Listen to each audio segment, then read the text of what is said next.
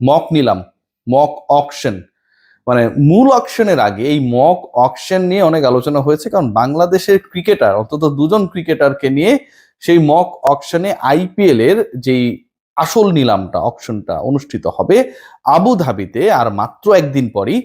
তার আগে অন্তত দুজন ক্রিকেটারকে নিয়ে আলোচনা হয়েছে 3.5 কোটি রুপি, প্রায় 4.5 কোটি টাকায় মুস্তাফিজুর রহমান সেখানটায় বিক্রি হয়েছে। তানজিম সাকিবকে নিয়েও আগ্রহ রয়েছে ফ্র্যাঞ্চাইজিগুলোর, এরকম একটা আমরা ব্যাপার দেখেছি। বাট আমার কাছে যে আপডেট রয়েছে এবং যে স্পেকুলেশনস গুলো রয়েছে আমাদের ক্রিকেটারদেরকে নিয়ে, সেই আপডেটের সাথে স্পেকুলেশন মেলালে আসলে ঘটনা অনেকটা সেরকম ঘটতে যাচ্ছে বলেই মনে হচ্ছে। এবং এই আলোচনাটা আমি একদমই, এই কন্টেন্ট আমি একদমই টু দ্য পয়েন্টে এবং according to the need of those franchise যারা আসলে আপকামিং নিলামে অংশগ্রহণ করবে সেই আলোকে করতে চাই।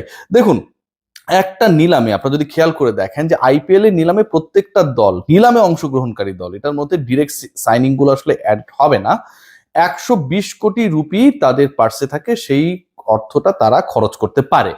মেগা নিলামে আমরা দেখেছিলাম যে অনেক ক্রিকেটার উঠেছিল, শেষ পর্যন্ত বাংলাদেশের কোনো ক্রিকেটারকে সেখানটায় নেওয়া হয় নাই। এটা নিয়ে হতাশা ছিল। মেগা অকশন মানে হচ্ছে পুরো দলই অলমোস্ট নতুন করে সাজাতে হবে, প্রত্যেকটা দলের এভেলেবেল রুপিস রয়েছে, অর্থ রয়েছে যে ক্রিকেটারদেরকে কেনার ক্ষেত্রে, কিন্তু শেষ পর্যন্ত বাংলাদেশের কেউ বিক্রি হয় নাই। সেই মেগা অপশনে যারা বিক্রি হয়েছিলেন, রেকর্ড করে বিক্রি হয়েছিলেন, সেই ক্রিকেটাররা কিন্তু এভেলেবেল ছিলেন বলেই তাদেরকে নেওয়া হয়েছে।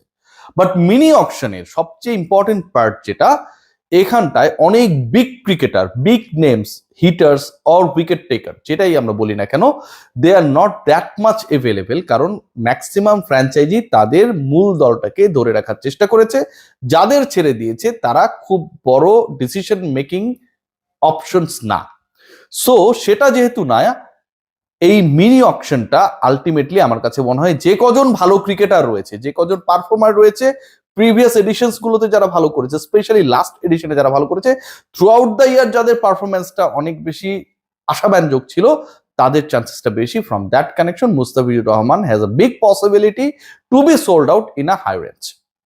কেন এই ডিসকাশন করছি এবং কেন আজকে ট্যাগ লাইনে বলছি যে মুস্তাফিজের দল পাবার ক্ষেত্রে বা মুস্তাফিজকে দলে ফেরানোর ক্ষেত্রে কলকাতা তো আসলে এক পা দিয়ে রাখবেই, এবং একই সাথে এখানটায় চেন্নাই সুপার কিংস কম্পিট করবে, এবং ইন্টারেস্টিং পার্ট যেটা, যে দিল্লি ক্যাপিটালস, যেটা তার সবশেষ আইপিএল এর দল ছিল, তাদেরও একটা বড় রোল থাকবে। এই তিনটা ফ্র্যাঞ্চাইজি আলটিমেটলি মুস্তাফিজকে নিয়ে আমার কাছে মনে হয় বিট করবে, এবং 3.5 কোটি রুপিতে মুস্তাফিজ কোন একটা দলে চলে গেল মক অকশনে, যেটা আমরা দেখেছিলাম, আমার কাছে মনে হয় রেটটা সেটা ছাড়িয়ে যেতে পারে। দেখুন, আমরা যারা মুস্তাফিজকে নিয়ে হাসাহাসি করছি বা মুস্তাফিজ বা বাংলাদেশের কেউ দল পাবে না টাইপের চিন্তা ভাবনা করছি, গত আইপিএল নিলামে প্রথমে দল না পাওয়া মুস্তাফিজ কিন্তু রিপ্লেসমেন্ট ক্রিকেটার হিসেবে শেষ পর্যন্ত আইপিএল এ গেছে, পারফর্ম করে প্রমাণ করে দিয়েছে যে তিনি প্রথম দফায় দল পাওয়ার যোগ্যতম ক্রিকেটার ছিলেন, নাম্বার ওয়ান। নাম্বার টু, যেই রেটে আসলে তাকে নেওয়া হয়েছিল সেটা কিন্তু বাংলাদেশি ক্রিকেটারদের আইপিএল এ বিক্রি হওয়ার ক্ষেত্রে, নিলামে ওঠার ক্ষেত্রে, বিডিং এর ক্ষেত্রে রেকর্ড হয়েছিল। মাস্টাফির রেকর্ডটাকে তিনি ক্রস করে গিয়েছিলেন।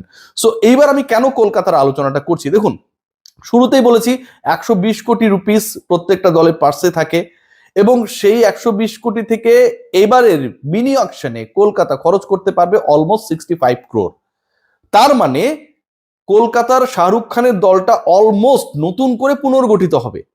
লাস্ট আইপিএল এর এক্সপেরিয়েন্স ভালো ছিল না, আন্দ্রে রাসেলের মতো ক্রিকেটার এবার নেই, এবং এই বাস্তবতায় কলকাতা আলটিমেটলি আপকামিং আইপিএল এর মূল দলই গড়বে আপকামিং মিনি অকশন থেকে। মিনি অকশন থেকে কেন বলছি, 120-এর মধ্যে তাদের ধরে রাখা ক্রিকেটারদের যে ভ্যালু সেটা হচ্ছে 55 কোটি রুপি, বাকি 65 কোটি রুপি তারা খরচ করবে মিনি অকশনে, এবং তাদেরকে যেই ক্রিকেটার ভেরাতে হবে তাতে অন্তত 6 জন ক্রিকেটার রয়েছেন যারা ফরেন ক্যাটাগরির ক্রিকেটার, 31 জন বিদেশি ক্যাটাগরি ক্রিকেটারকে দলগুলো নেবে, কলকাতাকেই নিতে হবে 6 জনকে তাদের 25 জনের ওই কোটাটা পূরণ করতে, যার হাতে রয়েছে 65 কোটি রুপির কাছাকাছি।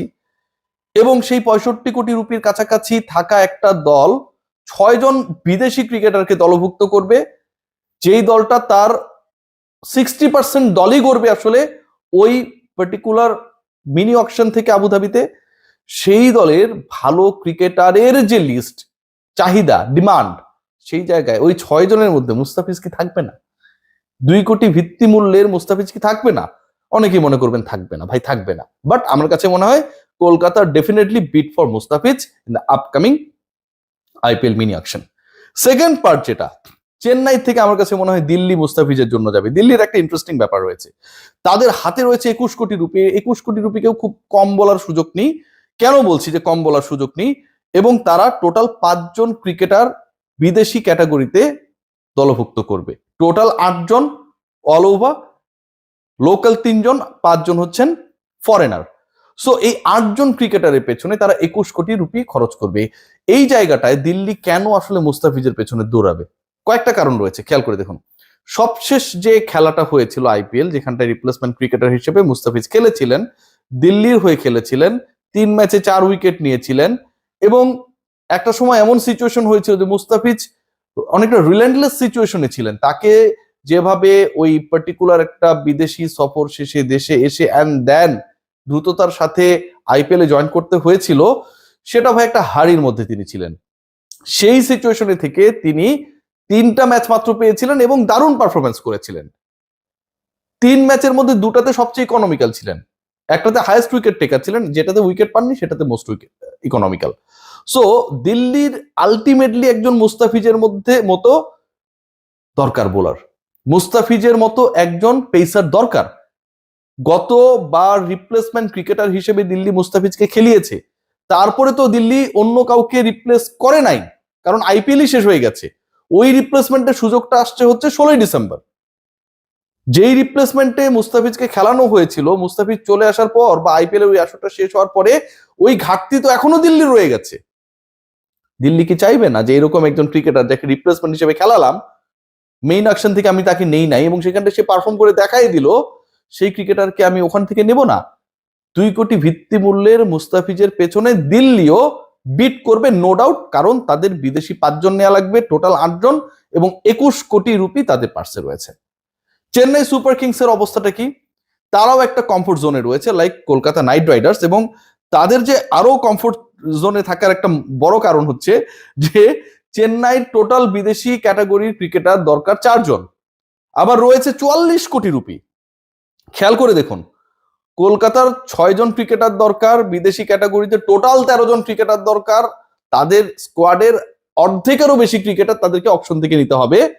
কিন্তু সেই বাস্তবতায় কলকাতার জন্য কিছুটা হলো টাফ হয়ে গেল সিচুয়েশন, একই টাফেস্ট সিচুয়েশন কিন্তু চেন্নাইয়ের জন্য না। তাদের দরকারই হচ্ছে 4 জন বিদেশি ক্যাটাগরি ক্রিকেটার, এবং এই 4 জনের জন্য প্লাস কিছু লোকালের জন্য তাদের পার্সে রয়েছে 44 কোটি রুপি।